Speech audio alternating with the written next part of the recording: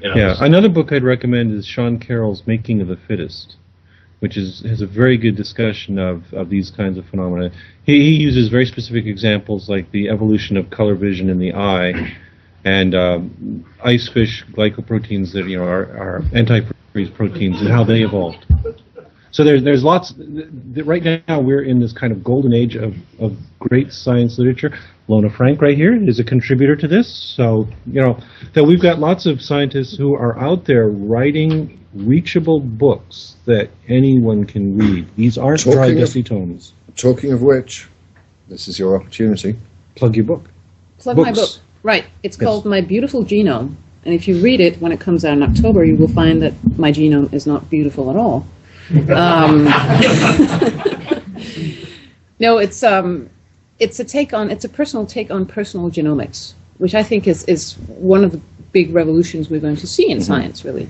Not that genetics is new, or that genetic testing is new, but what we're seeing in genetics is really a parallel to the PC revolution. Suddenly, because of a drop in prices of technology, we had computers moving from being big machines in institutions to something everyone could have and work with, and it changed our society. Same's going to happen with genetics now that we can all get genetic information about ourselves, about others, about all sorts of species.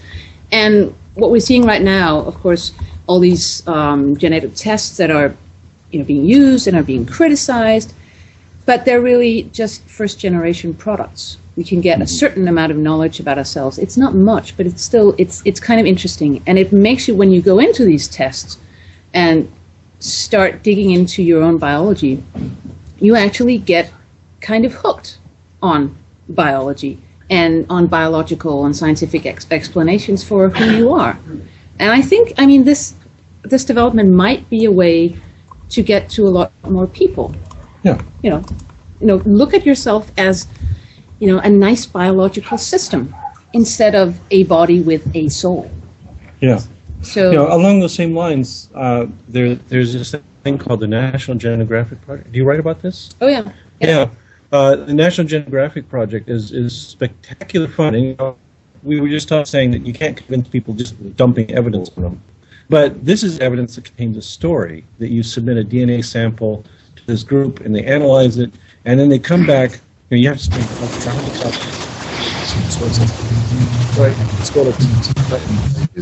Thank you. So you send them like $100. You send in a DNA sample. You just do a cheek swab, and then they come back with this big packet that tells you where you came from. And it's going all the way back to Africa. It's got these nice little maps and shows you, this is your genotype. This is the group you belong to. This group followed this path through history from Africa up through Asia, whatever, and over to wherever your ancestors came from. And what it does is it turns science into narrative, and people respond really, really well to stories. And because it's their own data. Right. It's them. It's their parents, their brothers and sisters. It's just a whole different beautiful. Story. Yeah.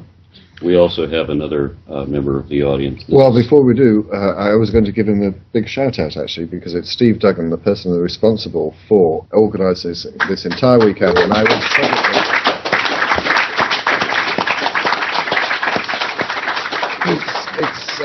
It's one of those jobs that can quite often be very thankless. I want to publicly express my thanks for the amount of work that he's done in putting together a really, really successful weekend. So thank you very much, Stephen. Thank you. Yeah. He's also the man who delivered this fresh Guinness to my hand. He didn't bring me one, though. Yeah, because I didn't, because you're nursing a pint, and my first question was, Lona, what would you like to drink? Your glass is dry. A small smithick. A small smithick. I'll bring you a pint. Yeah. You might be here for a long time. How long is the show going on for? We've got another hour, I think. Another hour, right. We might have go somewhere and find a bit of dinner. Somewhere that's not Abracadabra or a fast food restaurant. Could you bring me a bucket back from the bar as well, please? Otherwise, I'm going to have to leave. Would you what? Yeah, it's all right. A catheter. All right. The gentleman, the Austrian gentleman, I forgot your name. Sorry, what was it? Here it's Ben. Ben from Austria spoke on the word perspective, and this goes back to evolution.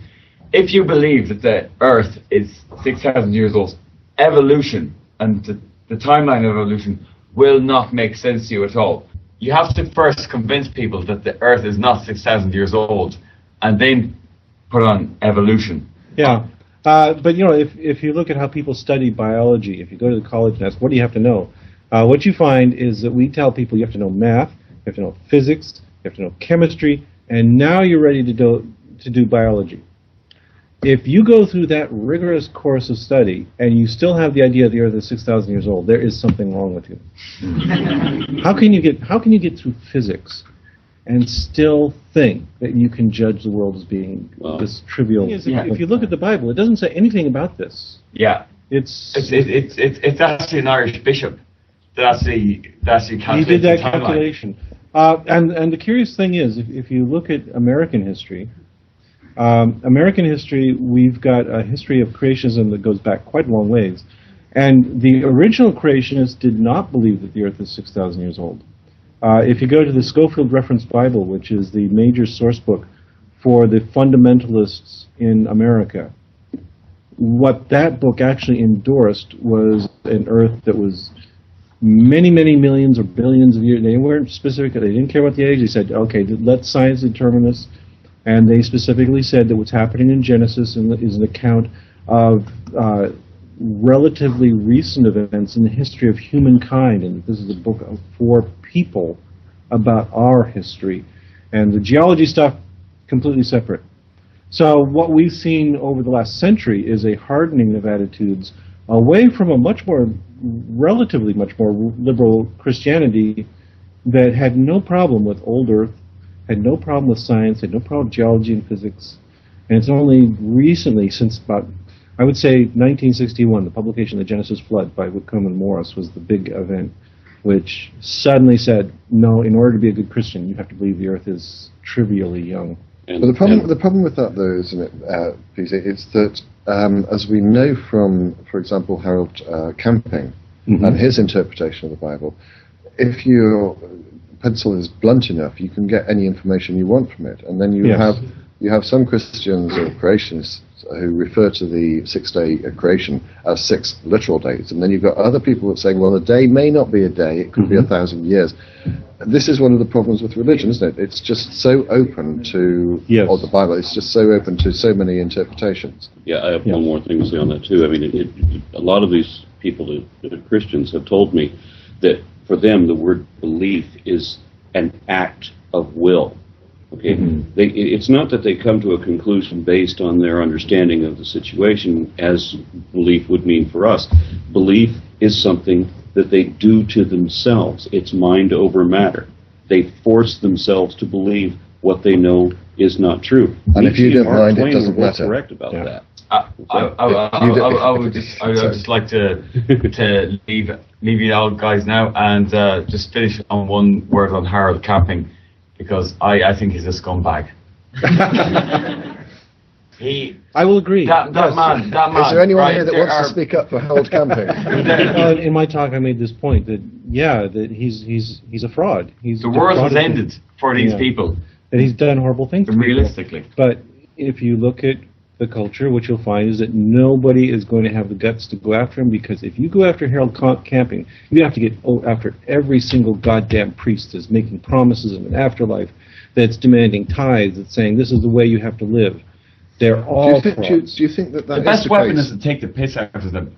Number one. Do you think it is the case that as a matter of law, you actually do have to go after all of these people, or could you not go after Camping and hopefully make an example of him? I mean, the case against him has got to be stronger than most. Okay, well, what I get is that we have faith healers who are having people throw their medications on stage. Right. We know this. I'm right? very familiar with this. Why the hell are these people? I mean, if you're practicing medicine, you can be arrested. But if you're practicing mysticism and doing exactly the same thing with the same end result, you don't go to jail. What the hell is that? And we have so many states in the United States with a faith healing exemption to the laws regulating medicine, where you can practice medical malpractice if you say you're doing it in the name of God, and that's considered acceptable.